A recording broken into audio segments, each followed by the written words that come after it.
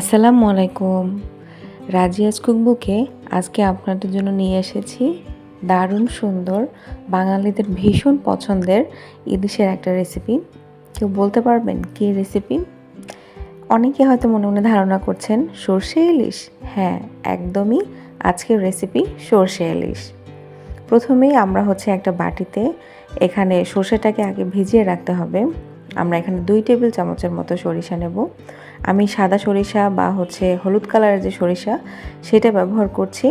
এই যে 2 টেবিল চামচ আমরা নিয়ে নিলাম। এখন এটাকে পানি দিয়ে ভালো করে ধুয়ে নিতে হবে। অনেক ধরনের কিন্তু ধুলাবালি ময়লা, তারপরে ছোট ছোট ওই যে কী বলে ইটের কণা, বিভিন্ন কিছু ময়লা থাকে। তো আপনারা অবশ্যই খুব ভালো করে এটাকে আগে ধুয়ে তারপর ভিজিয়ে রাখবেন।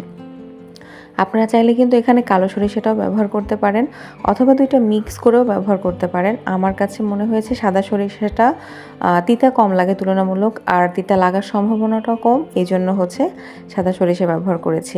আপনাদেরকেও বলবো অবশ্যই সাদা সরিষাটাই ব্যবহার করেন, তাহলে আর কোনো তিতা নিয়ে চিন্তা করতে হবে না। তারপরে যদি তিতার ভয় থাকে, এখন এই যে আধা ঘন্টা পরে আমরা এটাকে ভালো করে ধুয়ে 3টা কাঁচামরিচ আর একটু লবণ দিয়ে এটাকে বেটে নেব, তাহলে আর কোনো তিতা লাগবে না ইনশাআল্লাহ। ওটাকে এক পাশে রেখে আমরা রান্না শুরু করে দিলাম। প্রথম এখানে আমি হাফ কাপের মতো সরিষার তেল নিয়েছি। তেলটা গরম হয়ে গেলে তার মধ্যে অ্যাড করে দেব প্রায় বড় বড় সাইজের 3টা পেঁয়াজ কুচি। এই রান্নায় কিন্তু পেঁয়াজটা অনেক বেশি লাগে, তো আপনারা মানে একটু হিসেবি না হয়ে আমরা হাত খুলে পেঁয়াজ ব্যবহার করব, যেহেতু ইলিশ মাছে এমনিতেই পেঁয়াজ একটু বেশি দরকার হয়। আমার পার্সোনালি পছন্দ একটু বেশি পেঁয়াজ দেওয়া, আর যদি হয় সরিষা ইলিশ তাহলে তোর কথাই নেই। তো আমরা হাফ কাপের থেকেও বেশি পেঁয়াজ এখানে অ্যাড করে সেটাকে একটু ভালো করে গোল্ডেন করে ভেজে তার মধ্যে এখানে অ্যাড করে দেবো পেঁয়াজ বাটা। এটাও আমরা হাফ কাপের পরিমাণ ব্যবহার করেছি। এই যে আমরা পেঁয়াজটা মানে কুচি পেঁয়াজ আর বাটা পেঁয়াজ, এটাকে এখন তেলের মধ্যে ভালো করে উল্টে পাল্টে একটু ভেজে নেব। একটু সময় নিয়ে এই রান্নাটা করতে হবে। মানে মাছটা রান্না করতে খুব বেশি সময় লাগবে না, কিন্তু আগের এই যে কষানোর প্রসেসটা, এটাতে একটু সময় লাগবে। এই যে যখন এই যে পেঁয়াজটা আর মানে 2টা পেঁয়াজ একটু ভাজা ভাজা হয়ে যাবে এরকম, সেই পর্যায়ে আমরা একটু ভাজা ভাজা হয়ে গেলে সেই পর্যায়ে আমরা অ্যাড করে দেব সরিষা। এই সরিষা যেটা আমরা বেটে রেখেছিলাম, 3টা কাঁচামরিচ আর সামান্য একটু লবণ দিয়ে। এই যে এখন এটাকেও এই পেঁয়াজের সাথে আমরা একটু ভাজা ভাজা করে নেব। প্রতিটা স্টেপে ধাপে ধাপে এভাবে মশলাটা অ্যাড করতে হবে আর একটু ভালো করে ভেজে নিতে হবে, কারণ প্রতিটা মশলারই কিন্তু একটা কাঁচা গন্ধ থাকে, সেটা যেন চলে যায়। সেই জন্য সময় নিয়ে এটাকে একটু ভালো করে ভেজে নিতে হবে। তো যা বলছিলাম, সাদা সরিষাটা ব্যবহার করা কিন্তু অনেকটা সেফ। কালো সরিষাটা অনেক সময় তিতা হয়ে যায়, বাটতে গেলে ভালো লাগে না। তো এই চিন্তা করে আমি কোনো রিস্কে না গিয়ে আমি সরাসরি সাদা সরিষা ব্যবহার করেছি। এটা একটু পরিমাণে বেশি লাগে, কারণ এটার ঝাঁজ একটু কম হয়। তো সেই জন্য কিন্তু আমরা 2 টেবিল চামচ পরিমাণ ব্যবহার করেছি। আচ্ছা, এই সরিষা পেঁয়াজ একটু ভাজা ভাজা হয়ে গেলে তার মধ্যে অ্যাড করে দিলাম হাফ চা চামচের থেকে বেশি হলুদ গুঁড়ো, আর এখানে দিলাম 1 চা চামচ, আর তারপর আরও একটু মানে উঁচু উঁচু করে 1 চা চামচ মরিচ গুঁড়ো, আর দিয়েছি স্বাদ মতো লবণ। লবণটা অবশ্যই বুঝে দিতে হবে, কারণ আমরা সরিষা বাটার মধ্যেও কিন্তু লবণ ব্যবহার করেছিলাম। এখন এই মশলাটাকে আমরা একটু তেলের মধ্যে নেড়ে চেড়ে জাস্ট একটু মিক্স করে তার মধ্যে সরিষা যে বেটে রেখেছিলাম সেই বাটিটা ধুয়ে একটু পানি দিয়ে দিলাম। এই পানিটা এই মশলাগুলো কষানোর জন্য। পানিটা দেওয়ার সাথে সাথেই সব কিছু কিন্তু ভালো করে নেড়ে চেড়ে কষিয়ে ফেলতে হবে। এই পর্যায়ে এত সুন্দর একটা স্মেল পাওয়া যায় কষানোর সময়, কারণ কাঁচামরিচ বা আছে, তারপর সরিষা আছে, 2টার মিলে খুব ভালো একটা স্মেল এই সময় পাওয়া যায়। আপনারা যদি আমি একটু লালচে ধরনের সরিষা ইলিশটা ব্যবহার করেছি, আমি একটু লালচে ধরনের সরিষা ইলিশটা করেছি।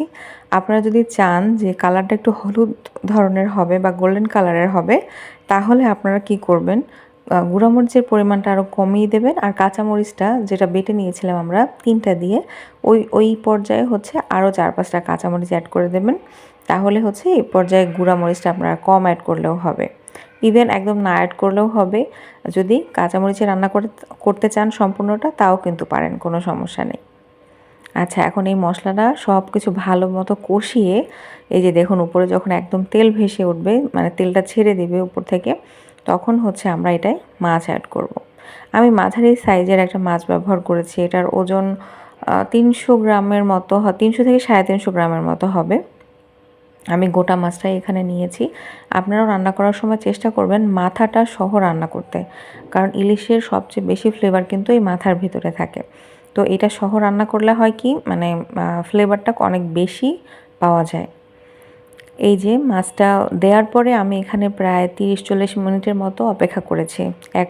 এক পাশে যখন একটু মশলার একটু ভাপ লেগেছে, একটু ভাজা ভাজা হয়েছে, তখন হচ্ছে আমরা খুব আলতো হাতে এটাকে উল্টে দেব।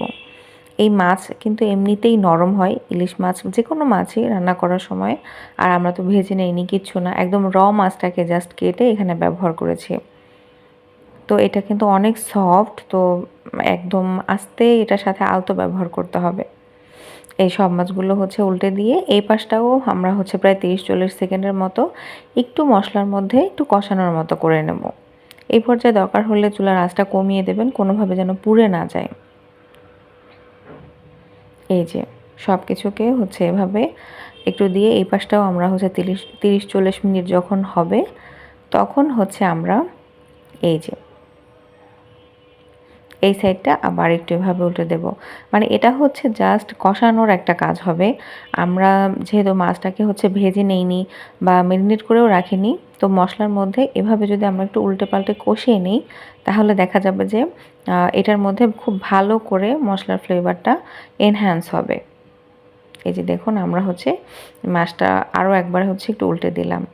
একদম সব কিছু মেখে ঝুঁকেও কিন্তু একবারে করা যায়, সেটা একরকম টেস্ট। আর এরকম যদি আমরা জাস্ট মশলার মধ্যে মাছটাকে একটু উল্টে পাল্টে কষিয়ে নিই, এটার কিন্তু একটু অন্যরকম টেস্ট।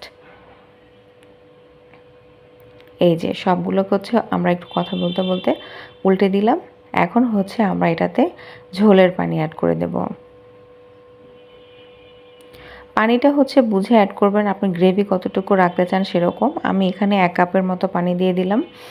দিয়ে হচ্ছে এটাকে নেড়েচেড়ে দেখতে হবে যে এই যে মাছের মাথা যেটা আমরা ব্যবহার করেছি, এটা মানে ডুবে কিনা, মানে মাছটার গায়ে মাখা পানি থাকে কিনা, সে ততটুকু পর্যন্ত হচ্ছে পানি অ্যাড করতে হবে। এই যে পানিটা দিয়ে আমি হচ্ছে একটু নেড়েচেড়ে সব কিছু যেন নিচে কোথাও তলায় লেগে না যায়, সেরকমভাবে এটাকে একটু মিক্স করে দিলাম। মিক্স করে দিয়ে আমরা হচ্ছে এটাকে একটু এভাবে মানে দুলিয়ে দিচ্ছি কড়াইটা, কারণ খুব বেশি নাড়াচাড়া যেহেতু এই পর্যায়ে করা যাবে না, তো এভাবে একটু নেড়ে দিলে দেখা যায় সব জায়গাটা একদম ঠিক মতো মানে নাড়ানো হয়, আর মাছটার ভেঙে যাওয়ার সম্ভাবনাটা কম থাকে। এখন সাইডের মশলাগুলোকে হচ্ছে এভাবে একটু ভিতরে এনে দিয়ে আমরা এটাকে হচ্ছে ঢেকে 2-3 মিনিটের মতো রান্না করব। এই জাস্ট এটাকে ঢেকে দিলাম। ঢেকে 2-3 মিনিট পরে চলুন দেখি কি অবস্থা। এই যে ঝোলটা কিন্তু টকবক করে ফুটছে। এই পর্যায়ে হচ্ছে লবণটাকে অবশ্যই চেক করে নেবেন সব ঠিকঠাক আছে কিনা। এই পর্যায়ে নামানোর মিনিটখানেক আগে আমরা দিয়ে দেব আস্ত কাঁচামরিচ। আমি এই পর্যায়ে কাঁচামরিচটা শুধুমাত্র ফ্লেভারের জন্য অ্যাড করেছি। আপনারা যদি চান এটাকে হচ্ছে একটু মাথাটা ফাটিয়ে বা চিড়ে ফালি হিসেবে ব্যবহার করতে পারেন, তাহলে হচ্ছে ফ্লেভারও অ্যাড হবে আর ঝালটাও আরও বেশি, যদি ঝাল ঝাল খুব পছন্দ করেন তাহলে ঝালটাও আরও বেশি লাগবে। আমি যতটুকু ঝাল হয়েছে সেটাই আমার জন্য এনাফ। আমি হচ্ছে জাস্ট ফ্লেভারের জন্য 4-5টা কাঁচামরিচ এভাবে দিয়ে দিলাম। এটা কিন্তু অবশ্যই আপনারা ব্যবহার করবেন, তাহলে কিন্তু এটা একটা অন্যরকমই টেস্ট আর ফ্লেভার অ্যাড হয়। এই যে সব কিছুকে খুব ভালো করে সাইড থেকে মশলাগুলো এনে আমরা হচ্ছে এখানে ঢেকে জাস্ট মিনিট খানেকের মতো রান্না করব। মানে এটাই হচ্ছে যে কাঁচামরিচের যে ফ্লেভারটা সেটা যেন এই পুরো তরকারিটার মধ্যে একদম মানে কি বলে ইনফিউজ হয়ে যায় সেই জন্য। আচ্ছা, এই যে 1 মিনিট পরে দেখুন কি অবস্থা। আমাদের এই যে সর্ষে ইলিশের ঘ্রাণে কিন্তু পুরো ঘর একদম মমা করছিল। এই পর্যায়ে রান্নাটা কিন্তু আমাদের একদম শেষ। এই যে এখন আর আমরা নাড়াচাড়া কিছুই দেব না, জাস্ট হচ্ছে কড়াইটাকে এভাবে মানে প্যান এভাবে একটু নাড়িয়ে একটু দুলিয়ে এটাকে বন্ধ করে পরিবেশন করে দেব। এই রেসিপিটা এত সহজ, কোনো মশলা নাই, কিন্তু ইলিশের এত এত ফ্লেভারফুল ইলিশটা লাগে খেতে আর এত মজা হয়। আপনারা যদি বাসায় ট্রাই করেন তাহলে বুঝবেন যে হাত মানে মনে হবে যে হ্যাঁ একদম চেটেপুটে খেয়ে ফেলার মতো এমন একটা রেসিপি। আলহামদুলিল্লাহ অনেক মজা ছিল। আজকে এ পর্যন্তই। আল্লাহ হাফেজ।